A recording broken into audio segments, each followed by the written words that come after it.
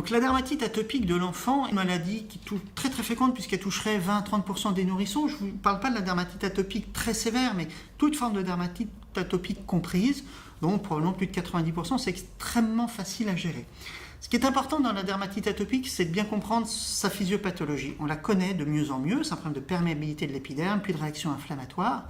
Et ce n'est pas un phénomène allergique, la dermatite atopique du nourrisson. C'est plus une espèce d'hypersensibilité à tout un tas de stimuli de l'environnement qui vont être les acariens, qui vont être la sécheresse, qui vont être les variations de température. Donc ce n'est absolument pas allergologique. Et ça, c'est un vrai problème en pratique, parce que bien souvent, avant que l'on traite la dermatite atopique, l'enfant a vu ou a eu des explorations allergologiques qui ne sont absolument pas justifiées, qui sont source d'éviction. Donc il faut être vraiment très très vigilant. La dermatite atopique est une maladie constitutionnelle, inflammatoire, qui n'est absolument pas liée à une allergie, mais plus vraiment, je vous dis, une irritation liée à l'environnement. Donc ça, c'est très important de le comprendre. Cette immaturité épidermique va s'atténuer avec le temps, ce qui fait que la dermatite atopique, grâce aux thérapeutiques, mais aussi spontanément, va s'atténuer avec le temps. Dans la majorité des cas, est une maladie d'excellent pronostic. Alors chez l'enfant, l'aspect est toujours à peu près le même. Ce sont des plaques rouges squameuses, donc avec des pellicules. Et la particularité, il faut bien être conscient chez l'enfant, c'est une des dermatoses qui démange le plus. C'est une dermatose prurigineuse qui empêche l'enfant de dormir, qui va se gratter sans s'en rendre compte. Et c'est très marrant, entre guillemets, mais dès 2-3 mois de vie, on voit les enfants gigoter quand on les examine, ce qui est vraiment le témoin d'un prurite excessivement sévère, contrairement à d'autres dermatoses inflammatoires chroniques. Pour moi, c'est une urgence thérapeutique, ce prurite, et je pense que beaucoup d'adultes qui sont un peu laxistes sur la prise en charge de leurs enfants n'accepteraient pas de se démanger comme se démangent leurs enfants. Et ça, il faut vraiment être très vigilant, notamment pour les médecins.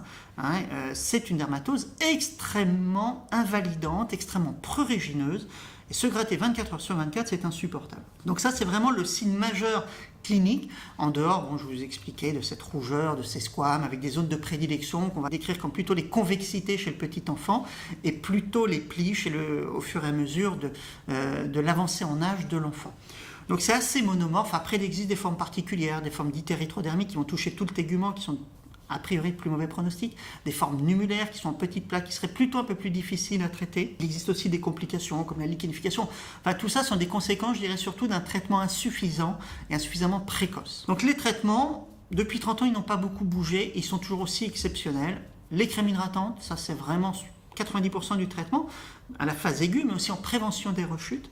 Il y a tout un tas de règles à respecter. Mettez du coton sur la peau des enfants, prenez des savons sur gras, ne surchauffez pas les chambres, ne surchauffez pas les bains. Vous pouvez les baigner tous les jours, il n'y a aucun obstacle à les baigner. Donc tout ça est déjà très important. Mais le traitement phare, depuis 40 ans, c'est un médicament exceptionnel qui est la cortisone en crème. Et en France, c'est un gros souci pour le dermatologue, c'est cette espèce de corticoscepticisme général qui vient des médecins, qui vient des patients, qui vient des pharmaciens, qui vient finalement de tout le monde, qui rend difficile parfois la prise en charge. Il faut bien comprendre que mettre 2 jours de cortisone forte sur un enfant n'a jamais posé le moindre problème. Par contre, il va totalement contrôler une dermatose. Alors, les plus corticosceptiques vont utiliser des crèmes un peu moins fortes. Résultat, on va mettre plus longtemps avec un inconfort important en attendant. Donc il faut vraiment traiter l'enfant et ça reste la cortisone locale.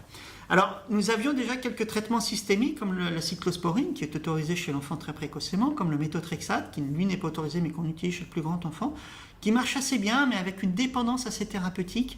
Donc c'est un peu difficile, ces thérapeutiques, on sait qu'on les commence, on ne sait pas quand on les arrête, donc ça peut poser des problèmes. Et actuellement, on a des grands espoirs dans cette dermatose puisque des molécules arrivent maintenant chez l'adulte, des biothérapies, des médicaments par injection, qui ont des profils d'efficacité et tolérance plutôt favorables, qui semblent qu'on puisse donner plus longtemps, qui marchent bien sur les démangeaisons. Donc on a vraiment des grands espoirs pour les années à venir chez l'enfant, tant sur les traitements par injection que des traitements par la bouche, voire des nouvelles crèmes qui vont arriver. Donc on sent vraiment qu'on est en train de vivre une pré-révolution dans la dermatite atopique avec beaucoup d'espoir pour les médecins, mais surtout pour les patients.